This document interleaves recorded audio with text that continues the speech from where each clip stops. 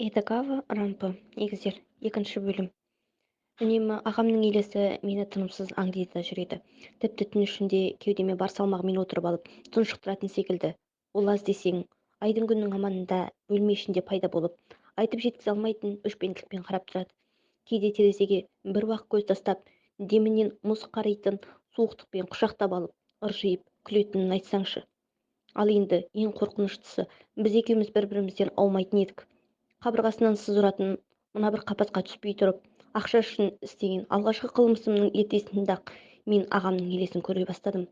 Болары болып, бояуы сіңген уақытта артыма бір сәт көз салып қарасам, менің осы бір өте ұқыпты дайындалып жасаған екінші адам өлтіруімнің сәтсіз аяқталуы ағамның рухының кек қайтаруы ма деп ойлап қоямын. Туған бауырымды жер жастандырғаннан кейін мен айнаға қараудан қатты қорқатын болдым. Тек қана айна емес, кескін-келбет көрсете алатын кез келген зат маған үрей туғызатын еді. Өз үйімде айнадан не шын әйнектен істелген керек-жарақтың бәрінен құтылуға тырысып бақтым, бірақ ешқайсысы көмектеспеді.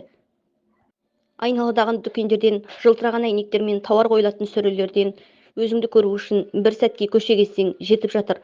Оған қаншалықты назар салмауға тырыссам, соншалықты менің жанарымды өздеріне аударып әлек.